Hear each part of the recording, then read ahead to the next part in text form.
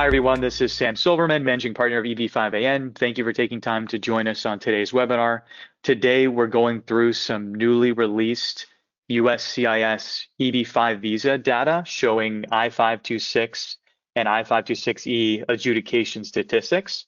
What's unique about our webinar today compared with many of the other posts and updates that you'll see from AIIA and some of the other sources of data in the industry is we're going to be sharing some proprietary statistics about I-526E approval information within our own projects over the last couple of years. And given the volume that we're seeing, those data points should be fairly significant in terms of the overall market, which are not going to be found in other blog posts and presentations. So keep an eye out for a couple of those slides later in the presentation, as those I think are going to be quite insightful as to what's going on the processing side within USCIS. All right, so to start, a little bit about EB5AN. We're a national EB5 regional center operator and investment firm. We've worked with almost 3,000 investors from more than 70 countries. We have 15 USCIS approved EB5 regional centers with 100% regional center project approval rate from USCIS. One of the things that makes us unique in the EB5 market space is a commitment to true investment transparency. Unlike many of the other regional centers in this space, we provide access to the full set of investment documents and financial statements so investors can make a fully informed investment decision before putting their funds at risk.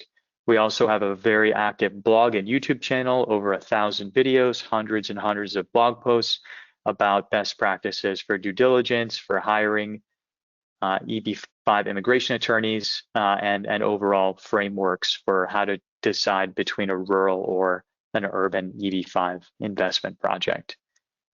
As I mentioned earlier, I'm Sam Silverman, one of the two managing partners at EB5AN, and today we have Mike Schoenfeld on as well, and I'll let Mike jump in and introduce himself and share a little bit about the nexus for our company.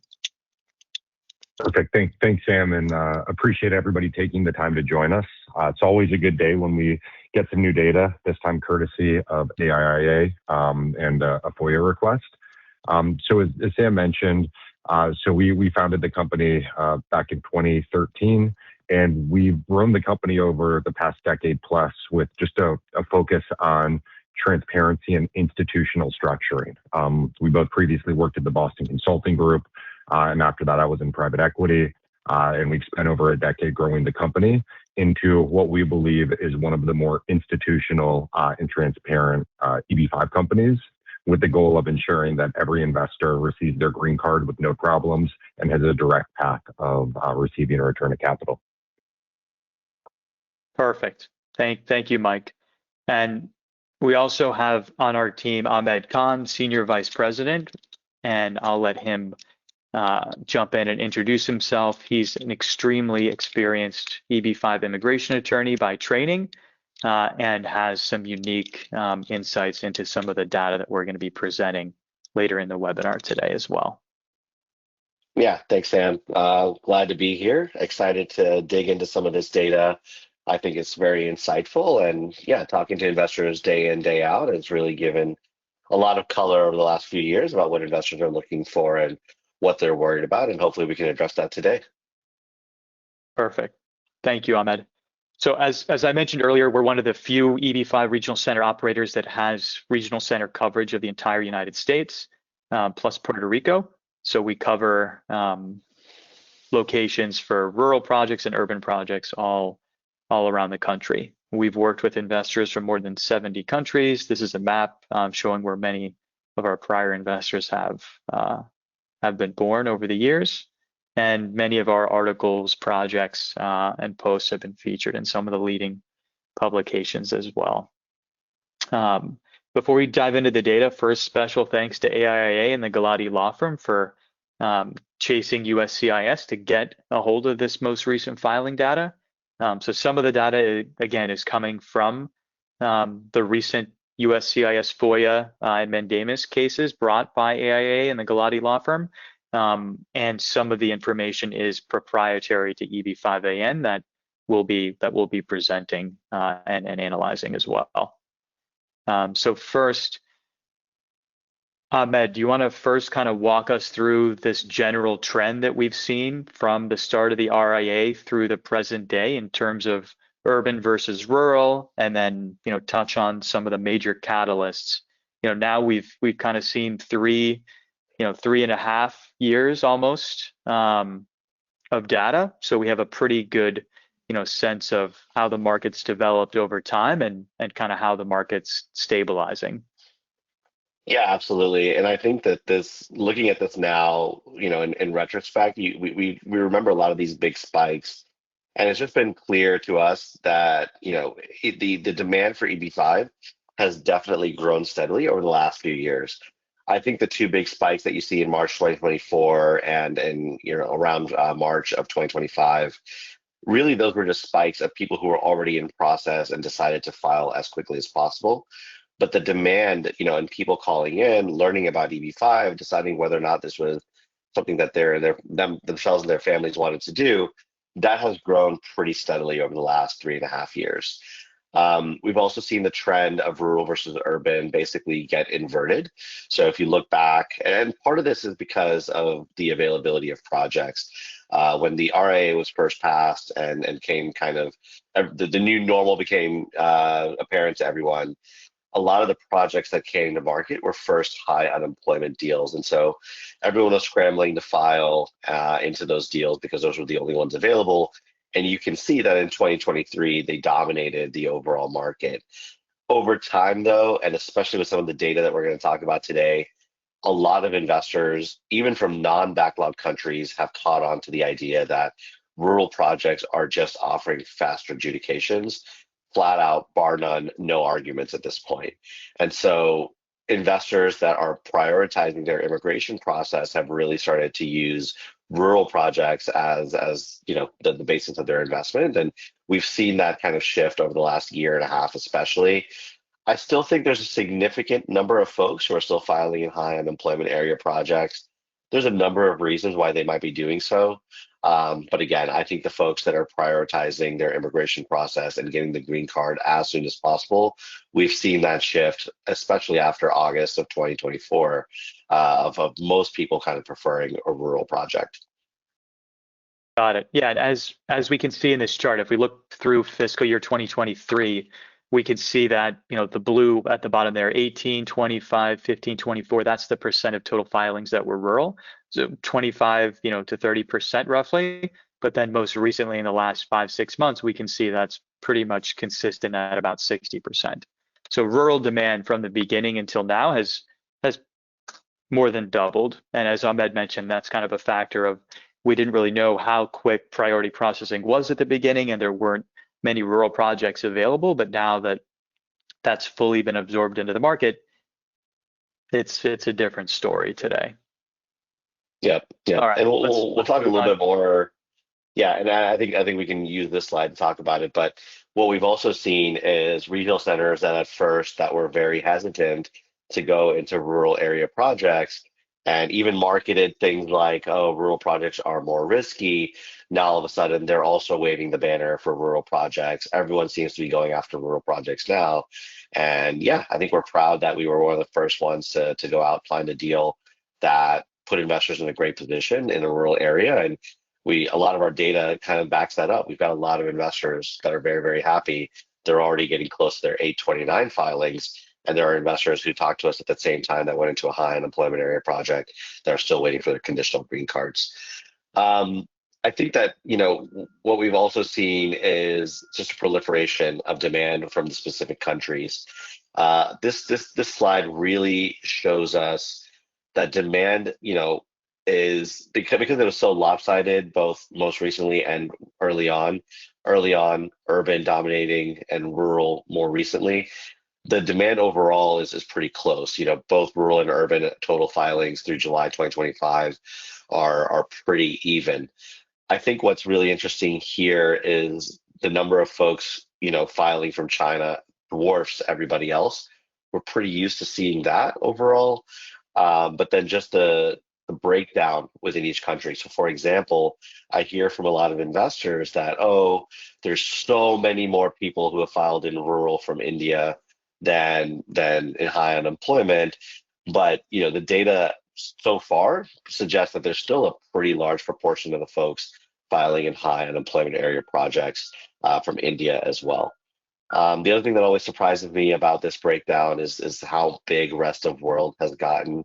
I think there's a common misconception, or we'll call it just an idea, that investors have, that it's just India and China and no one else is really filing. There might be just a scattering of other investors. But you can see that, even if you take away the other big three, Vietnam, South Korea, and Taiwan, rest of world has become a very significant source for EB5 investors. And that does matter as you start to do an analysis based on, how long a backlog is going to be, how many visas are allocated, how many visas are available, because rest of world gets that allocation as well, and they start taking visas away from the big filers like China and India. So yeah, very interesting data here. I think, it's not anything that's surprising necessarily. China is always going to dominate just by sheer volume. India is always going to be number two, it seems like, no matter which category you look at in the EBs, if you will. But yeah, I think it's always kind of interesting to see what the rest of the world is doing as well. And one thing that jumps out at me is that when you look at this, the overall numbers, it's kind of gotten to half and half, urban and rural, when you look at it consolidated over from the start of the RIA. But then looking at those three next countries, Taiwan, South Korea, and Vietnam, it is shocking to me how dominated it has been through the high unemployment category.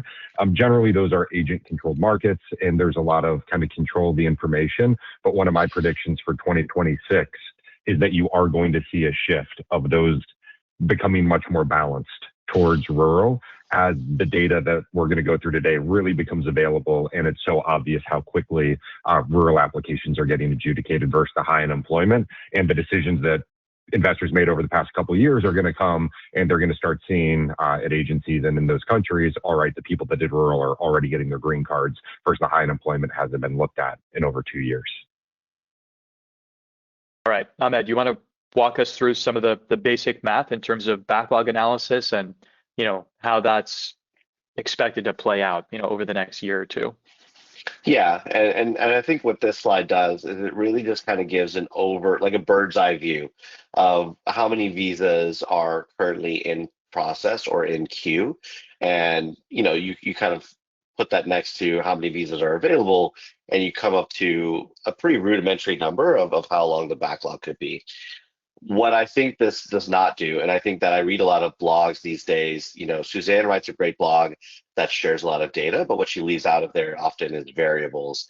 When we talk about the different things that can affect specific country backlogs, there's a lot more that even this table doesn't kind of include. So I do encourage everyone to take this as a baseline and then extrapolate from there using all those other variables.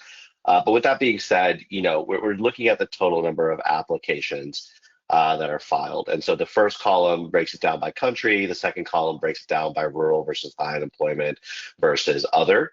And then we're using a very conservative estimate of 2 people per application.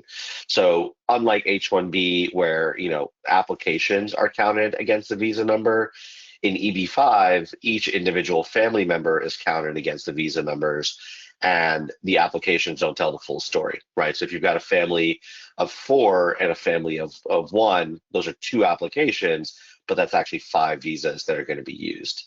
Historically, especially between India and China, the multiple is typically around 2.5 to 3, somewhere in there, like 2.7 or so. But we'll use a conservative, estimate of just 2 people per application. You get about 12,000 to, we'll say 13,000 for both, pending through July 2025. And then you extrapolate from there, and you remember that rural, has 2,000 visas per year, urban has 1,000 plus rollover. And you kind of see that there's a pretty big queue that's already amassed behind these visa numbers, right? There's way more people who have filed into these categories that are awaiting a visa. And if you just looked at that, you would say, oh wow, it's going to be like 6 to 7 years in rural, 10 to 15 years in urban to get my green card. Now, that's not exactly how it works. Remember, I said that there's a lot of variables, especially specific to countries, that's going to affect that. But it does at least put a baseline expectation that I think investors need to be comfortable with at this point if they're filing their EB5 today. We'll definitely talk about this, that there's a possibility that there won't be a backlog in this calendar year or in this fiscal year.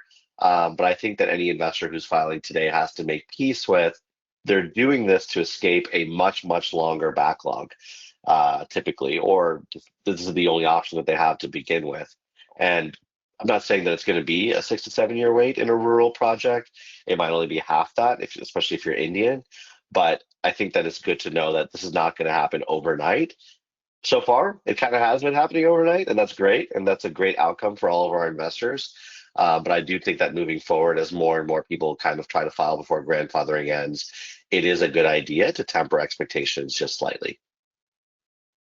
And one thing that I would add is that this doesn't take into account the number of visas that have already been issued. We're looking at this as if everybody that's applied needed a visa today, which there's 5 different reasons that isn't true. First, a lot of visas have already been issued, especially when we look at the approval data for investors in rural, especially ones within the US, have already gotten those conditional green cards. So those kind of fall out of this line. And there's a lot of other moving pieces where, especially within India, where the unreserved is moving up very quickly. I would say my biggest takeaway with this is that outside of those, if you're filing from China, it's going to be a wait no matter what. From China within China, you're just not going to be able to beat the line.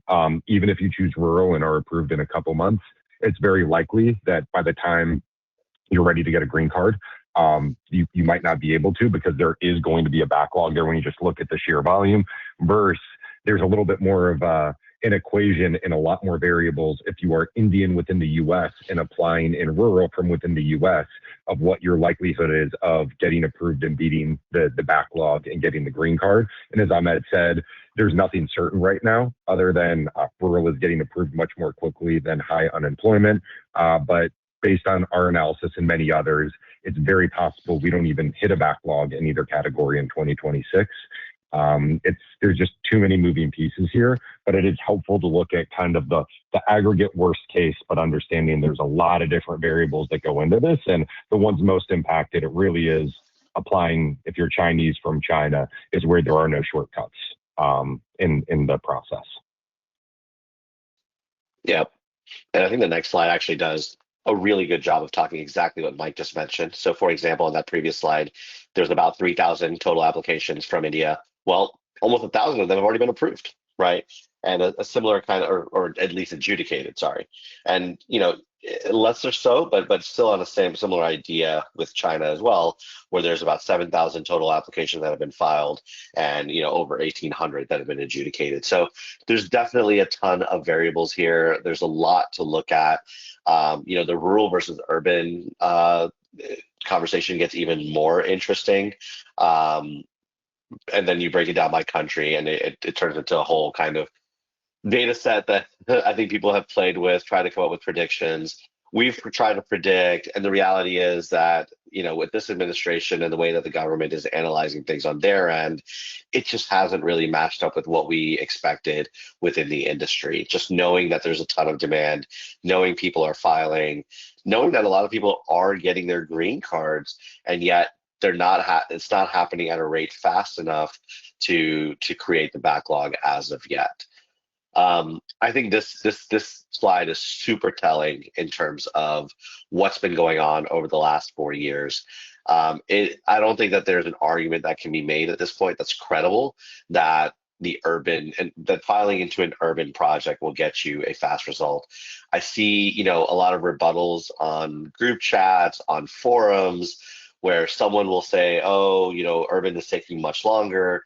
And someone else will just jump in and be like, oh, like we got an approval in like 12 months.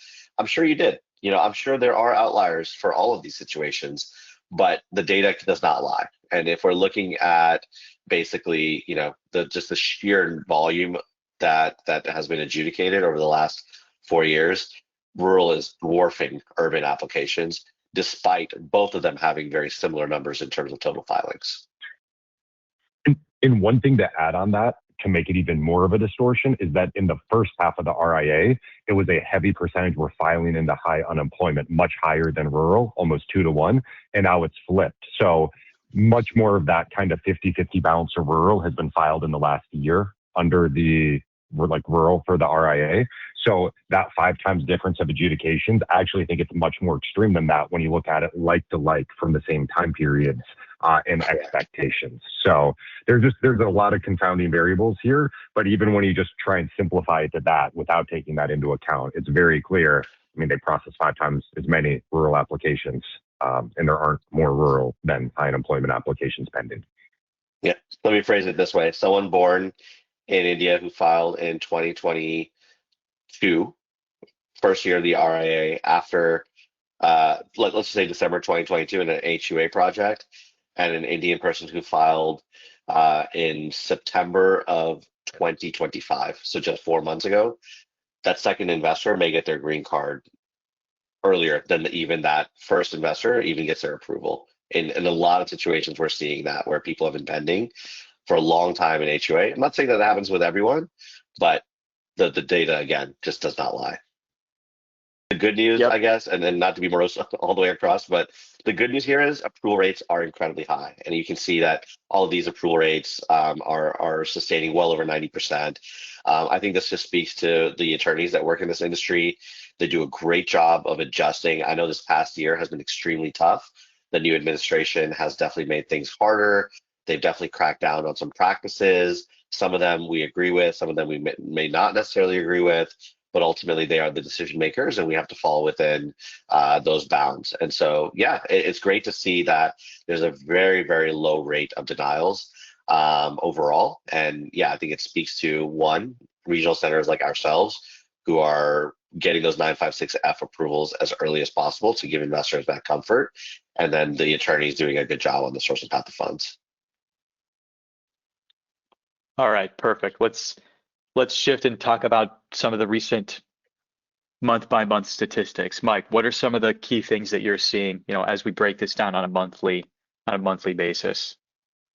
Yeah, and I think that this kind of heat map, if you will, that was put together by AIIA is extremely helpful to understand what percentage of applications are actually approved. So the darker green means 100% approval, all the way down to not many approved. And when you look at this with the left side being the HUA category and the right side being rural, you can just see the difference that even if you applied in, I'm just going down to the bottom of that red chart line in, so that's February of 2025, you've got a decent shot of being approved. In rural, almost 0.25%. If you go up to half have been approved from the end of 2024, early 2025 in rural, that's a lot of applications versus on the other side, it's 0%, 1%, 2%.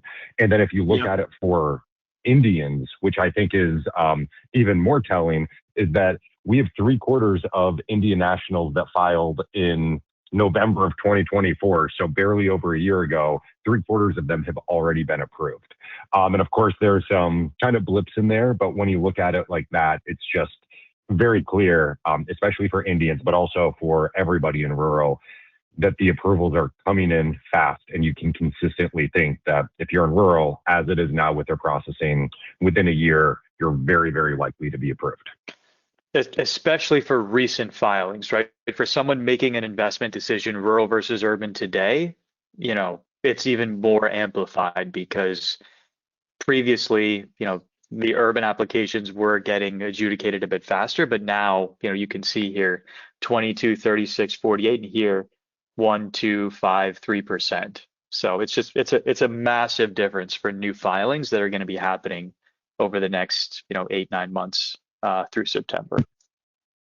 And one thing that I didn't mention as much is, so for the left-hand side for the high unemployment, we believe and we know that many Indians were filing mandamuses, a high unemployment category, to get approvals, and that did work. So you can see the difference in between India and China, the drastic difference in approval for those earlier months of, let's say, 2023. There's just no guarantee that mandamuses will keep working. And we've heard anecdotally that there's been more pushback on those, especially as this type of data is out there. So it could be even worse going forward. Although again, for some people that isn't as important as the adjustment. So lots of different things to keep in mind, and lots of different things moving the data. Yeah, I think that I'll back that up and say that this is not meant to turn anyone away from filing in a high unemployment area project. This is simply to kind of look at the data and understand what you're prioritizing and what steps you would be taking to meet those priorities, right? We've said it countless times on our webinars. There is a customer or a client or an investor who is going to prefer high unemployment area projects. We have multiple, we have many that choose our high unemployment area projects despite us having rural projects available at all times. So there's a right project for everyone's different priorities, but if the only reason you're doing this is to get your green card as quickly as possible, I think the numbers speak for themselves. If you're looking for more of a balance, a lot of HUA projects, including our own, definitely offer some of that. All right, let's shift gears and just talk about some overall predictions and conclusions, and then we're going to jump into some of the internal data. Yeah, so I can start here. I think the first thing to note is that the invisible backlog just continues to grow. But does that mean that we're going to have a backlog appear very soon on the Visa Bulletin? No one can really say. It seems difficult, looking at the numbers, to imagine that USCIS and the consulates abroad are going to process any faster than they have been. And knowing that a backlog only appears on the Visa Bulletin when enough green cards are given out to basically use up supply, it doesn't seem like they're just operating at a fast enough speed to achieve that. Now, I've heard, I know that I talked to Joey from Wolfsdorf, and his opinion was, well, what if they start looking at approvals and kind of green cards in queue? And I think that's a very valid way to look at it. And in fact, I think that's probably the way they should be looking at it. If that were to happen, if Department of State were to start using that analysis, I do think a visa backlog would appear in the Visa Bulletin, because then they're not looking at necessarily green cards that have already been issued. But even within that sphere, just what will lead to a backlog, there's so many different variables. They're essentially doing predictive analysis with limited data, because I don't think DHS and DOS necessarily share everything that they're supposed to with each other. So the answer is we don't know. The reality is it can happen at any time. And it's clear that there's way more visas pending at this point and people in queue than there are green cards available, which we saw on that slide a few slides ago. I do think personally that if everything stays the way it is, we may not see a Visa Bulletin shift for India, especially knowing that the last Visa Bulletin actually moved them up in the unreserved category to basically just the RIA. Seems like they're caught up with pre-RIA adjudications, which means, or they're getting there at least, which means that there will be even more overall visas available for Indian nationals that filed during the RIA. If you do the quick math, there's about 2,000 pending applications overall for India, which means we'll say it's a little bit more than that. We'll say 2,500. So, somewhere between 6,000 and 7,500 total green cards that need to be issued between rural and high unemployment and the unreserved. You're looking at almost like a worst case of like 3 to 4 years for Indians. So there's a lot of factors. I think there's a lot of things to look at, but we're kind of in the 11th hour here, and definitely the home stretch with grandfathering coming up. Demand is at its highest that we've seen it. I think now is as good a time as any to take advantage and file the application and just get in line, because we just can't predict the future, what's going to happen later. If one category were to backlog first, we do feel like rural TEAs would be that category, just purely based on how many approvals we've seen. And again, part of it is that there's enough approvals to create that backlog, but there aren't enough green cards that are being issued, both in the United States and the consulates abroad. And this is kind of a very interesting phenomenon, because as we're going to see in a few different slides down the road, there are a lot of Indians who are receiving their green cards, especially those who are applying from the U.S. But Indians who are applying from overseas, Chinese investors who are applying from overseas, the consular processing does take a little bit more time, and I do think that has created a little bit of a backlog in terms of approvals for the green cards, which has led to the category staying current up till now. So lots to see here. I think that we could talk about this all day. Don't want to talk everyone's ear off about backlog calculation. If you want to talk more with me, feel free to reach out and book a time on our calendar, and I'll be happy to basically gossip for an hour and figure out what might be the scenario moving forward. But yeah, there's so many things that go into this analysis. And then what we've seen really is that country-based adjudication rates have varied significantly. Indians seem to be getting a lot of approvals over pretty much everybody else, and I think a lot of that is the aggressive use of mandamus actions.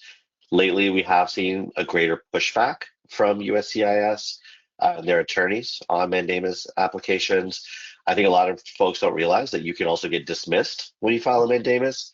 The government can just argue and say it isn't an undue processing time, and they can just say that this case should be dismissed, and it would just have been a waste of time for you, and you would have poked the bear. So, as always, speak to an immigration attorney and get their advice before jumping into something as crazy as suing the U.S. government and this administration. But seems to have also been a pretty good tool for folks who are pending beyond reasonable expected times.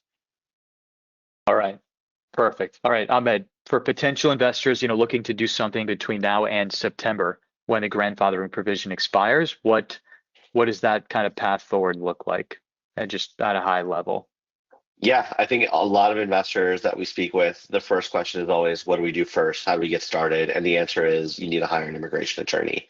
It can be one that we recommend. It can be one that you find on your own. It can be one that you got as a referral through some other source.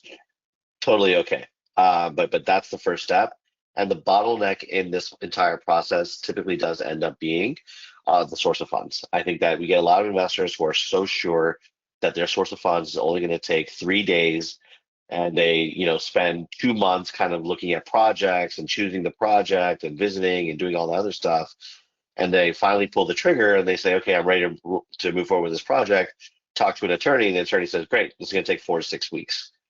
So hire the attorney first, and then while they're working on your source of funds, at that same time, simultaneously look at projects and do the work that's necessary there. I think the other thing that's super important besides the attorney is which regional center you work with. I think so many people focus on individual projects that they sometimes almost forget that there is an overarching organization that is tasked with looking after their betterment in these projects themselves. And the regional center that you work with, one that's going to look out for your rights, is super, super important. And I think if you look at our track record specifically, you'll see multiple areas where, we went through COVID. We had other projects where we felt the developer was doing things incorrectly, and we stepped in and took steps to protect our investors. You really want to, focus on the quality of the project. That's super important. You want to understand the structure. You want to understand what can go well, what can go wrong. But you also want to work with a regional center that will look out for your best interests and make sure that, that everything is happening both on the immigration side and the financial side as it's supposed to. All right. Let's now spend a few minutes and walk through some of our internal data just to draw some other conclusions with respect to processing times and what we're seeing in terms of approvals and USCIS's ability to get through pending files. This is probably the part of the webinar where you're not going to find this anywhere else. So for those still on, thank you for staying. A lot of the other information analysis is out there, maybe with slightly different perspectives, but this is something that we think is pretty unique due to the scale of our operation for the insight that we have. So one thing, once we saw the data that came out that we wanted to look at overall market versus what we were seeing, is just get analysis of how was USCIS processing increased based on their posted data through July, and then also going through the full rest of the year in 2025. So what can we expect going forward in terms of total adjudications? So on the left-hand side, when you look full year to full year, there was a huge jump of 167% for us in terms of the amount of approvals of the I-526Es. When you're looking at it side by side, from 196 up to 524 in 2025. But then even more importantly, what I think you see when you look at it kind of half by half, because there is always variance in between quarters, is that USCIS seems to have hit kind of their steady state processing through the full year 25. So what you saw in the first half of 25 continued with a slight bump.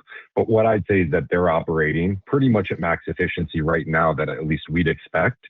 And when you look at it quarterly, they made a big push before the end of the year Q3. It was fiscal Q4, where things dropped back down in actual Q4. But when we look at our data, that's pretty consistent with what's happened before.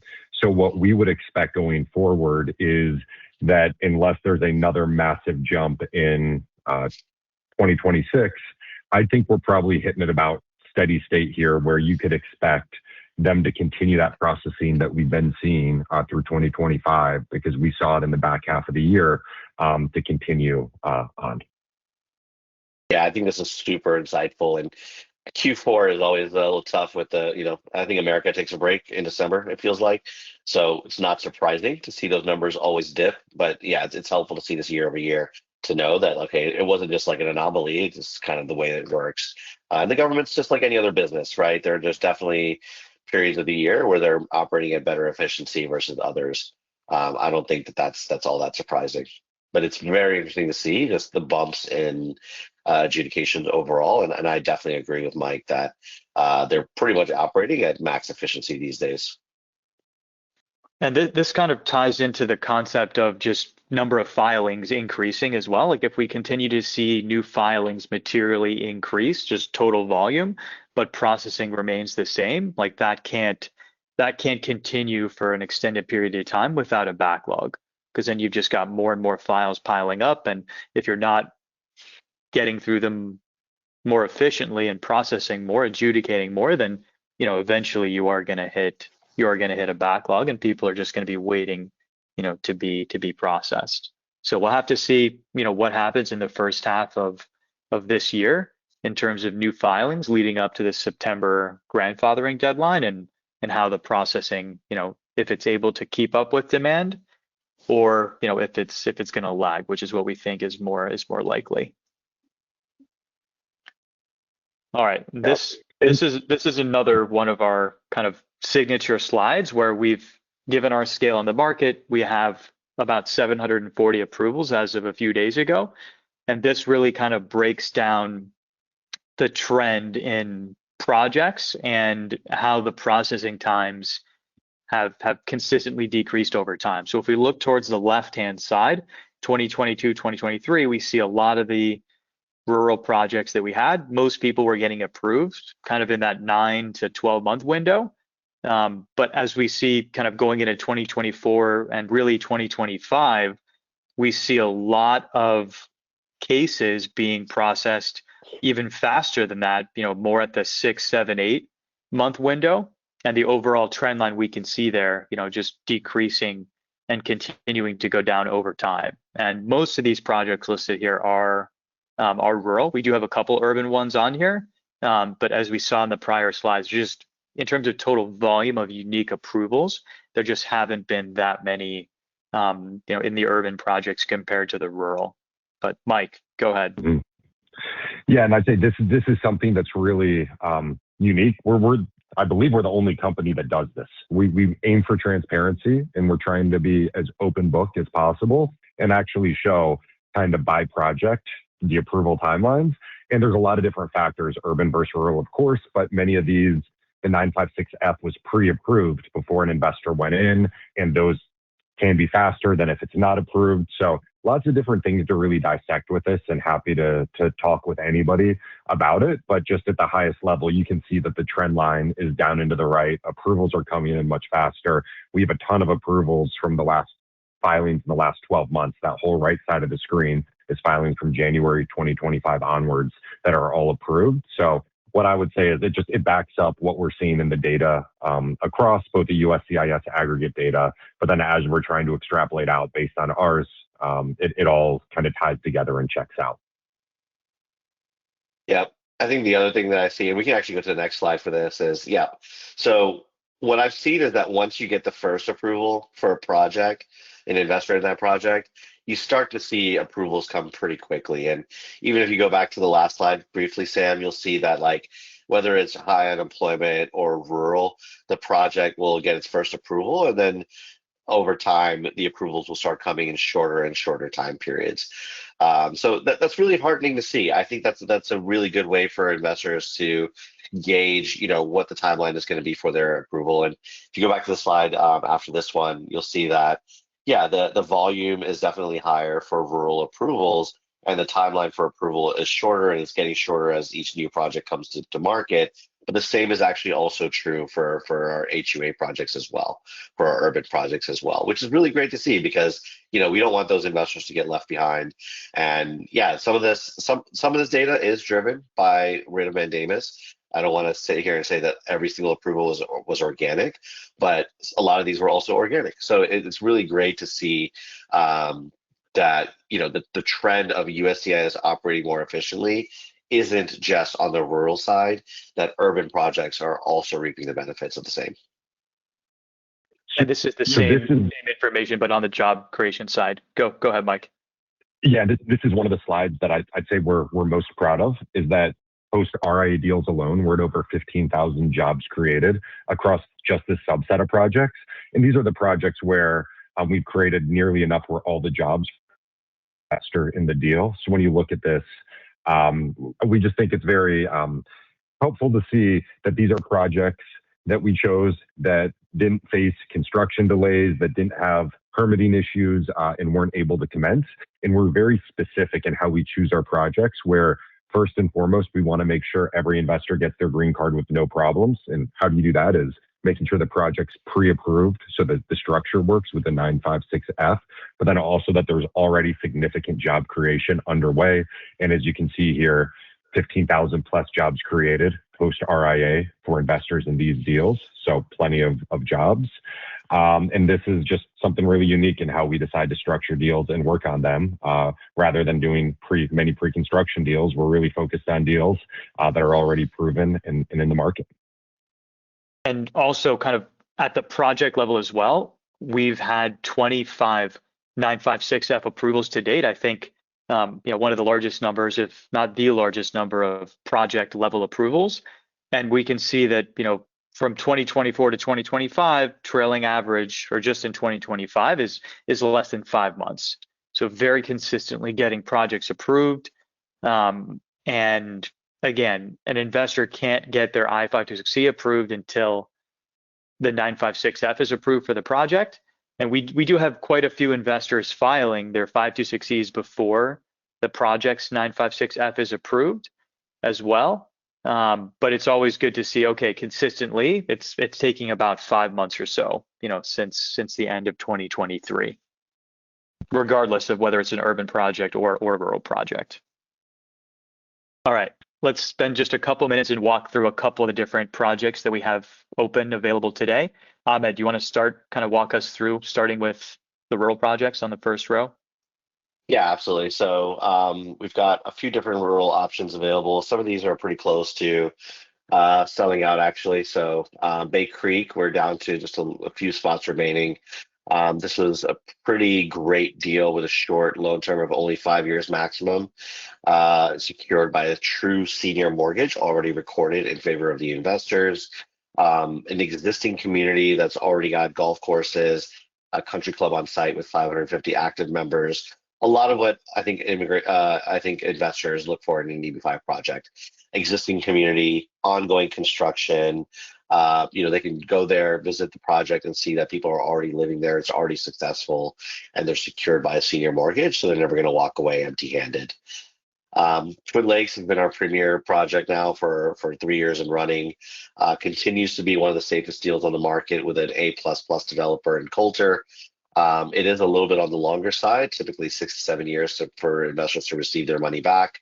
But with that, you get really high job creation. In fact, by the time that you invest and file your application, pretty good chance that the jobs have already been created for you or are very close, and just hundreds of investors that have already received their approvals through this project and also gotten their green cards as well. So really, really great project that, although there's a trade-off there in terms of investment timeline from an immigration standpoint, it's as good as it gets. And then finally, we have Grand Park. We've still got just over 40 spots remaining in Grand Park as well, so they are starting to move fairly quickly. A 6-year maximum loan term, so investors can expect to get their money back in about 5 to 6 years. Another deal where we've got a senior mortgage and an equity pledge from a pretty big developer backed by a multi-billion-dollar family office group. This is another project that has already achieved a level of success. This development has been there for several years. There's people already living there, homes already sold, a lot of jobs that are already created, and construction is always ongoing. So yeah, again, checks a lot of the boxes. All three of these projects have a 956F approval. And so investors can kind of file into them knowing that from an immigration standpoint, the project already meets the minimum requirements set forth by USCIS. Mike, you want to talk about the urban projects? You want me to take it? Sure. Yeah, I can speak about the urban ones. And one, I'd say, just stepping back, is as we think about deals, it's not one size fits all. There's absolutely strong preferences towards rural for processing times right now. And one of the unique things that we like to do is to have the 956F approval in hand before we even release the project. Now, that's not always possible, but we're pretty unique in that we're willing to hold projects back if possible, and if it aligns with the development timeline, to wait and get that approval. So I don't think there's anybody else in the market right now that is 3 rural 956F approved deals already under construction, and we plan to keep it that way, where we always have a couple pre-approved deals that are underway. On the urban and the high unemployment TEA side, the deals are structured slightly differently. So Spring Haven is another Coulter community, just like Twin Lakes. It's pre-approved in the urban area with enough jobs for every investor already created. So it's one of those things where it's not the shortest duration urban deal, but it'll probably be about 6 years to get the money back, but pre-approved, all jobs created with Coulter, with their loan repayment guarantee. So strong financially and from an immigration perspective. And then for some of our investors who really prioritize the shortest investment duration possible, what we found is that multifamily is an asset class that's pretty efficient at having a time frame of 3 to 3.5 years from start of construction to repayment, if it's a nice bite-sized multifamily deal. And within those, we're able to structure deals with a short repayment timeline. We've done several with Coulter. And in those, we're able to offer both a loan and an equity model with different return profiles. So Terracea is nearly full as well, and we have another similar project right now that's in process for the 956F, not approved yet. That'll replace Terracea when it is full. But what I'd say, just big picture, is that we always want to have a strong portfolio of pre-approved deals that investors can choose from, all that are slightly different in terms of immigration security, financial security, checking those boxes, but with some faster repayment timelines, some with larger developers, smaller developers in different geographic areas, so that investors can feel confident that whatever their preferences are, we try and have a strong deal that matches their top priorities. All right, perfect. Let's just wrap up with a couple of the most valuable posts and guides on our website. These are the 2 posts that I think are critical for potential investors to review before making a final decision on an EB5 project. First, keys to avoid losing money in a project: borrower quality, financing cost, independence, profitability, and then the investor bill of rights. So please feel free on your own time to explore these 2 posts. They're on our site. They've got some interesting conclusions and kind of best practices that can really be applied to any EB5 project, rural or urban, and also any regional center sponsor as well, that you should really think through and make sure that you understand what you're getting when you select a project and a regional center sponsor. All right, so that concludes the webinar today. We covered a lot of data, both from recent USCIS publications through the FOIA requests, and also some of our internal I-526E approval and processing data. So if you're interested in getting more information about any of the projects we covered, or watching a recording of this video, it'll be on our YouTube channel in a few days. And if you are considering exploring EB5 over the next 6 to 9 months or so, please feel free to reach out to our team. I've put our website, WhatsApp number, and a QR code to schedule a call, which is going to be the easiest approach. And we'll be able to get you a summary of all the different projects we have, with links to the different investment documents for each of our open projects. Mike, Ahmed, anything else you guys want to add? Just appreciate everybody's time in watching this, and hopefully you found it helpful. And feel free to book a call, and we'd love to continue the conversation. Yep. I think thanks for everyone for making the time. I know a lot of this is pretty dense, and I know that this is very confusing. I think, a lot of investors have to become overnight immigration attorneys and finance professionals when they're doing an EB5 investment. So I know that we just threw a lot of information at you. If you have questions or you want to discuss it more, or like I said, you want to play out the different variations of what could happen in the next several months, please book a call with us, and we'll be happy to kind of walk you through it. Thanks, everyone. All right, perfect. Thank you, everybody.